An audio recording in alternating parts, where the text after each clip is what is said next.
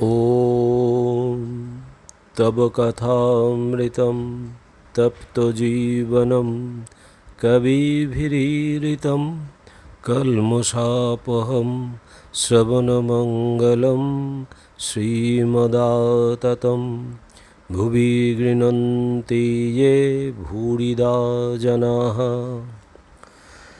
শ্রী শ্রী রামকৃষ্ণ কথামৃত প্রথম ভাগ, ত্রয়োদশ খণ্ড, তৃতীয় পরিচ্ছেদ। ভক্ত সঙ্গে নানা প্রসঙ্গে ভাব মহাভাবের গুরুতত্ত্ব। শ্রীযুক্ত মহিমাচরণ প্রভৃতি ছাড়া কয়েকটি কোন্নগরের ভক্ত আসিয়াছেন। একজন শ্রীরামকৃষ্ণের সঙ্গে কিয়ৎকাল বিচার করেছিলেন। কোন্নগরের ভক্ত: মহাশয়, শুনলাম যে আপনার ভাব হয়, সমাধি হয়। কেন হয়, কিরূপে হয়, আমাদের বুঝিয়ে দিন। শ্রীরামকৃষ্ণ: শ্রীমতীর মহাভাব হতো।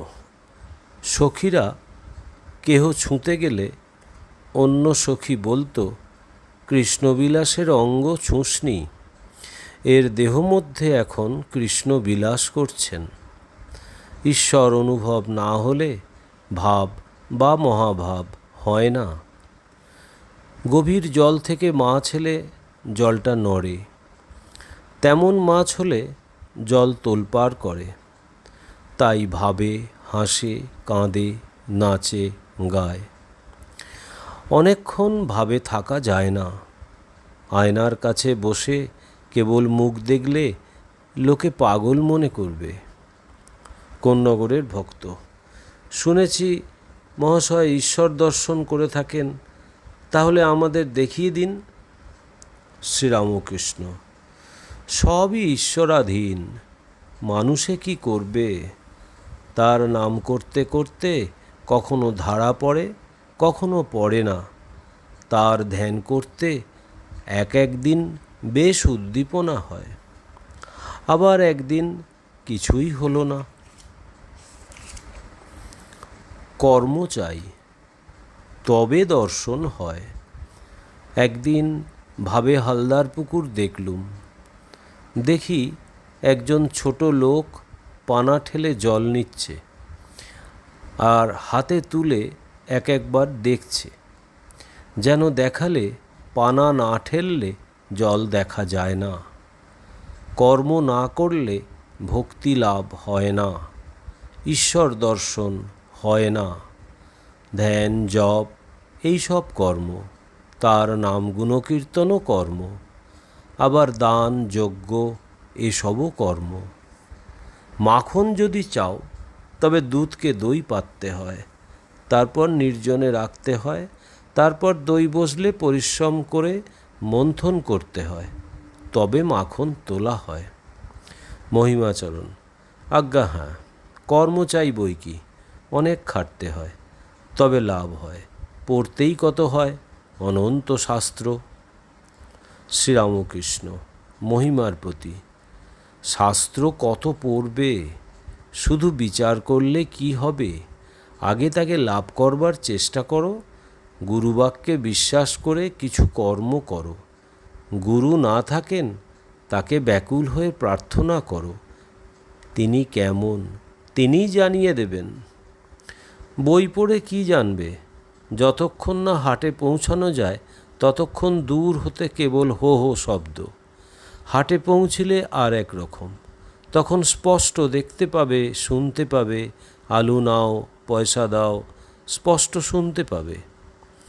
সমুদ্র দূর হতে হো হো শব্দ করছে, কাছে গেলে কত জাহাজ যাচ্ছে, পাখি উঠছে, ঢেউ হচ্ছে, দেখতে পাবে। বই পড়ে ঠিক অনুভব হয় না, অনেক তফাৎ। তাকে দর্শনের পর বই, শাস্ত্র, সায়েন্স সব খড়কুটো বোধ হয়। বড়বাবুর সঙ্গে আলাপ দরকার। তার কখানা বাড়ি, কটা বাগান, কত কোম্পানির কাগজ, এ আগে জানবার জন্য অত ব্যস্ত কেন?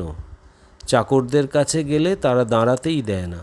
কোম্পানির কাগজের খবর কে দেবে?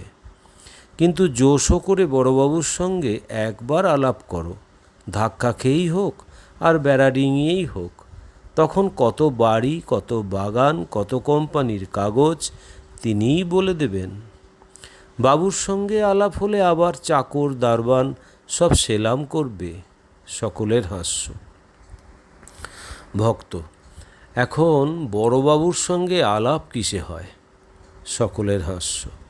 শ্রীরামকৃষ্ণ: তাই কর্ম চাই। ঈশ্বর আছেন বলে বসে থাকলে হবে না, জোশও করে তার কাছে যেতে হবে। নির্জনে তাকে ডাকো, প্রার্থনা করো, দেখা দাও বলে ব্যাকুল হয়ে কাঁদো। কামিনী কাঞ্চনের জন্য পাগল হয়ে বেড়াতে পারো, তবে তার জন্য একটু পাগল হও। লোকে বলুক যে ঈশ্বরের জন্য অমুক পাগল হয়ে গেছে, দিন কতক না হয় সব ত্যাগ করে তাকে একলা ডাকো। শুধু তিনি আছেন বলে বসে থাকলে কি হবে?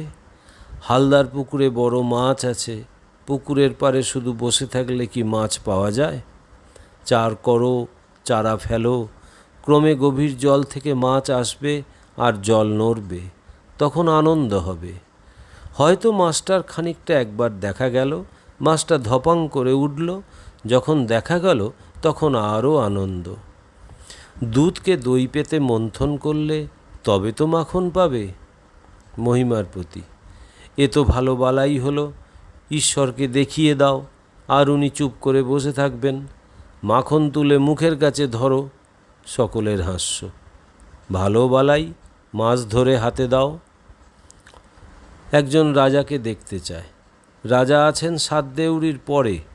প্রথম দেউড়ি পার হতে না হতে বলে, রাজা কই? যেমন আছে এক একটা দেউড়ি তো পার হতে হবে। মহিমাচরণ: কি কর্মের দ্বারা তাকে পাওয়া যেতে পারে? শ্রীরামকৃষ্ণ: এই কর্মের দ্বারা তাকে পাওয়া যাবে আর এ কর্মের দ্বারা পাওয়া যাবে না তা নয়, তার কৃপার উপর নির্ভর। তবে ব্যাকুল হয়ে কিছু কর্ম করে যেতে হয়, ব্যাকুলতা থাকলে তার কৃপা হয়। একটা সুযোগ হওয়া চাই, সাধু সঙ্গ, বিবেক, সদ্গুরু লাভ। হয়তো একজন বড় ভাই সংসারের ভার নিলে, হয়তো স্ত্রীটি বিদ্যাশক্তি, বড় ধার্মিক, কি বিবাহ আদপেই হলো না, সংসারে বদ্ধ হতে হলো না, এই সব যোগাযোগ হলে হয়ে যায়। একজনের বাড়িতে ভারী অসুখ, যায়। কেউ বললে 7 নক্ষত্রে বৃষ্টি পড়বে, সেই বৃষ্টির জল মরার মাথার খুলিতে থাকবে।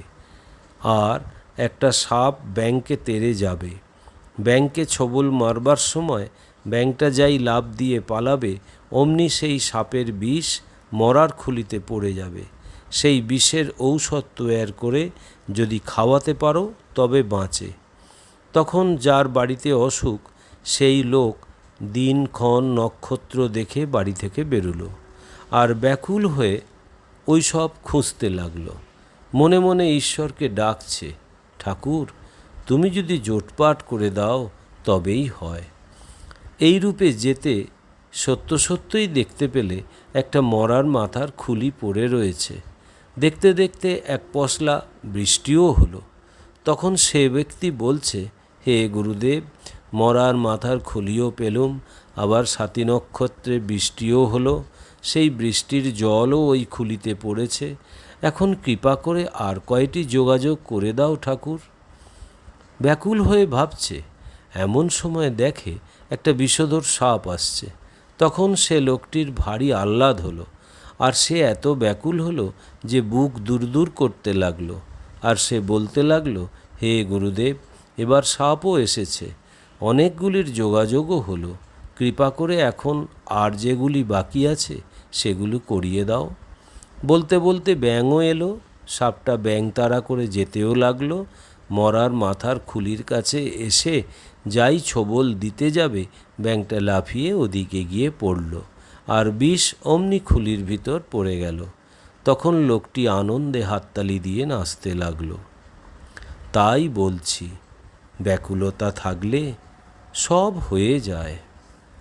ওম নিরঞ্জনম নিত্যম অনন্তরূপম ভক্তানুকম্পাধীত বিগ্রহং বৈ ঈশাবতারম পরমেশমিড্ডম তং রামকৃষ্ণং শিরসা নমামহম।